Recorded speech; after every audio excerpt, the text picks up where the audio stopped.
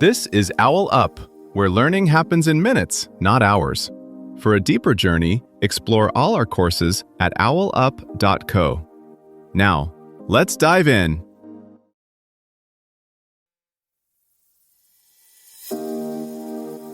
Welcome back to Chapter 3 of our series, APIs, the Hidden Connectors of the Digital World.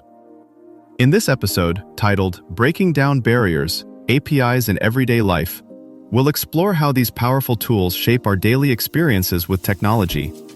From ordering dinner to checking the weather, you'll discover the common examples of APIs that make our lives easier. So, let's dive in.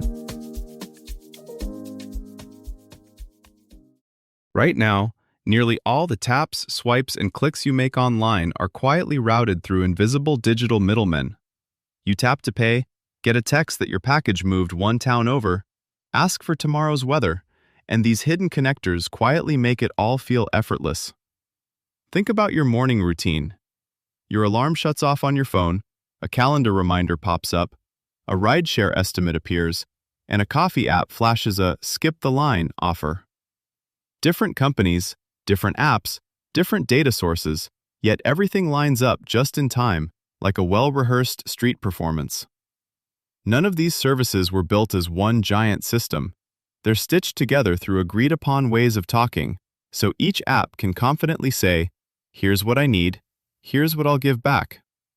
That's why startups can plug into payment systems without becoming banks, fitness apps can sync with wearables they didn't design, and travel sites can surface flights from airlines they don't own, all without you seeing the seams.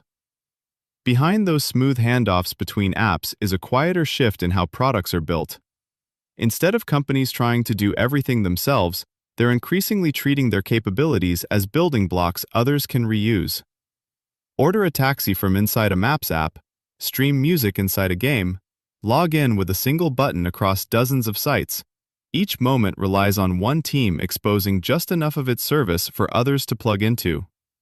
It's less like crafting a single masterpiece and more like contributing tiles to a shared city mural, where each new piece expands what's possible for everyone. Scroll through your home screen, and almost every icon depends on this quiet infrastructure. Your banking app pulls real-time card activity from a fraud detection service. Your food delivery app checks restaurant menus, traffic estimates, and payment gateways in seconds. Your airline app pings baggage systems, weather feeds, and airport databases. Each one is calling out to specialized services you'll never see, yet you feel the results as this app just works.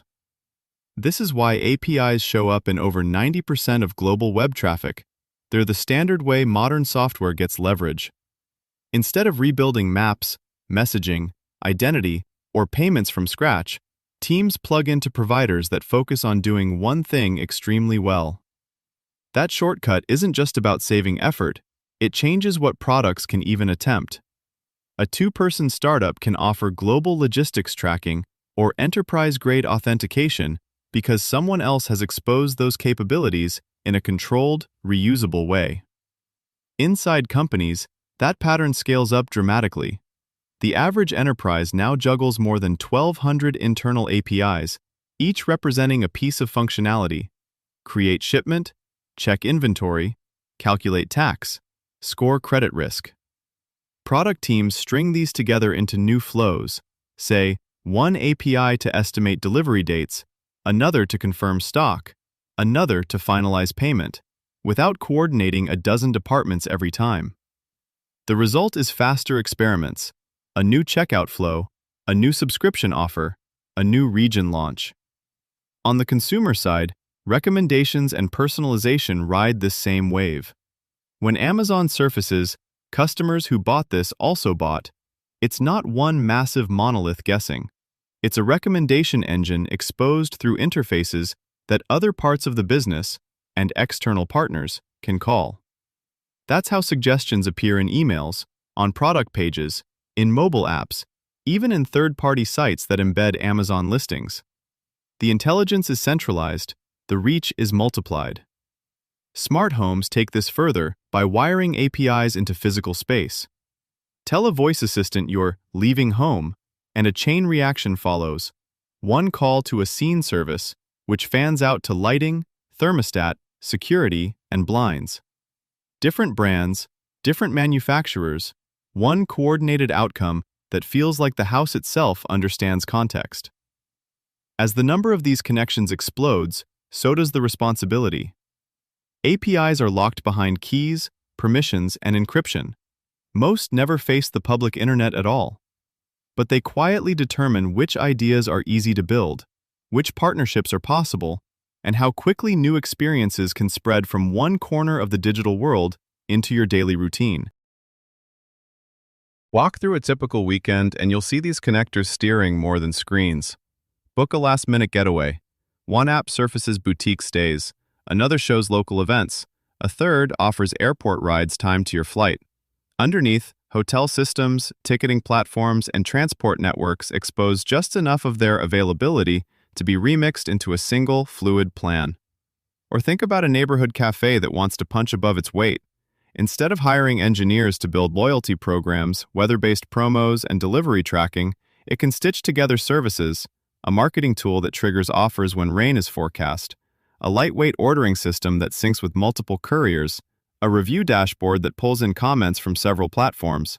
The cafe becomes part of a larger digital landscape without surrendering its identity. Like paths in a forest gradually turning into marked trails, each new connection others find useful tends to get formalized, widened, and reused, until it quietly reshapes how everyone moves. Over the next few years, those connectors will stop feeling like tech and start feeling like part of the environment.